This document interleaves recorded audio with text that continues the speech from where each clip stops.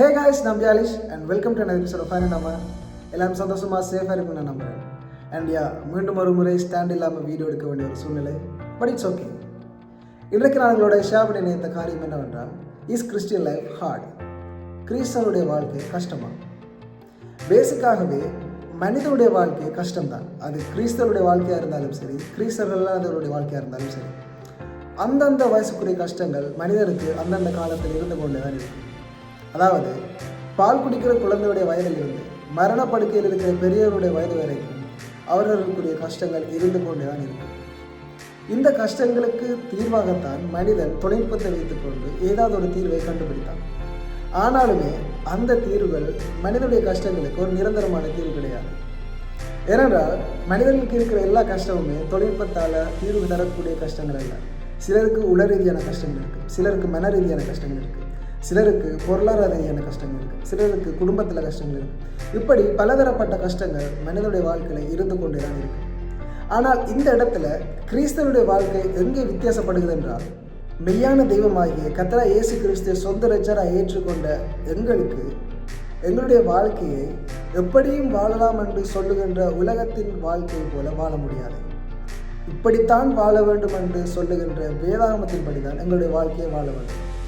இந்த வேதாகமத்தின்படி எங்களுடைய வாழ்க்கையை வாழுவதற்கு நாங்கள் முயற்சிக்கும் போது பலதரப்பட்ட கஷ்டங்களை பிசாசு கொண்டு வந்து எங்களுடைய வாழ்க்கையிலே போடுவார். ஏனென்றால் நாங்கள் வேதாகமத்தின்படியும் கர்த்தருக்கு பிரியமானபடியும் வாழ்க்கையை வாழுவதை பிசாசுக்கு பிடிக்காது. அவன் அதற்கு எதிர்த்து நிற்பான். என்ன அளவுக்கு அவனால் சோதனைகளை கஷ்டங்களை கொண்டு வந்து போட முடியுமோ அந்த அளவுக்கு சோதனைகளையும் கஷ்டங்களையும் போடுவான். அதனால தான் கர்த்தராகிய இயேசு கிறிஸ்து எங்களை அவருடைய வார்த்தையின் மூலம் பலப்படுத்துகின்றார். என்ன வார்த்தை என்றால், என்னை பலப்படுத்துகிற கிறிஸ்துனாலே எல்லாவற்றையும் செய்ய முடியும் என்று சொல்கின்ற வார்த்தை. இந்த வார்த்தை எங்களை பலப்படுத்துவதற்கான வார்த்தை.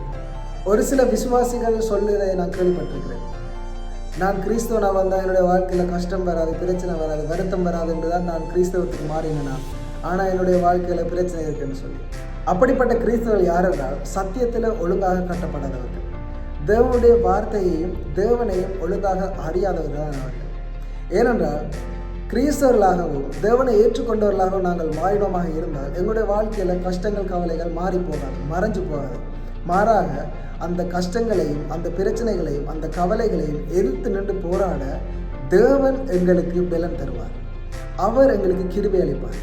அதைத்தான் அந்த வார்த்தையின் மூலமாக கர்த்தராகிய இயேசு கிறிஸ்து எங்களுக்கு பலன் ஊட்டுகின்றார். என்னை பலப்படுத்துகின்ற கிறிஸ்துனாலே எல்லாவற்றையும் செய்ய முடியும். அதாவது என்னை பலப்படுத்துகின்ற கர்த்தராகிய இயேசு கிறிஸ்துனாலே என்னுடைய வாழ்க்கையில் வருகின்ற சகல விதமான பிரச்சனைகளையும் சமாளித்து எந்த விதமான கஷ்டங்களாக இருந்தாலும் அதை எதிர்கொண்டு அதை வெற்றி சிறக்க முடியும் என்று சொல்லி நான் விசுவாசத்தோடு அறிக்கை செய்ய வேண்டும்.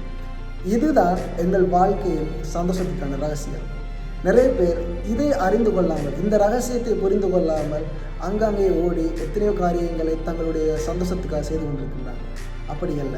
எங்களுடைய மெய்யான சந்தோஷம், எங்களுடைய மெய்யான தீர்வு கர்த்தராகிய இயேசு கிறிஸ்து மாத்திரம்தான். ஸோ காய்ஸ், இன்றைக்கு நான் உங்களுடைய ஷேர் பண்ணி நினைத்த காரியம் இதுதான்.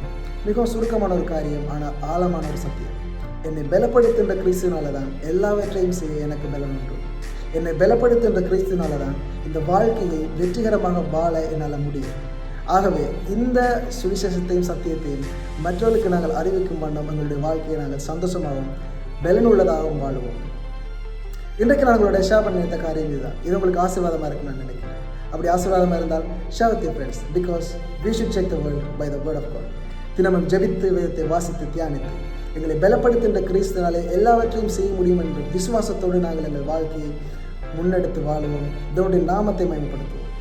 மீண்டும் நான் உங்களை இன்னொரு வீடியோவில் சந்திக்கும் வரைக்கும் stay safe, be happy, God bless you, love you all, bye.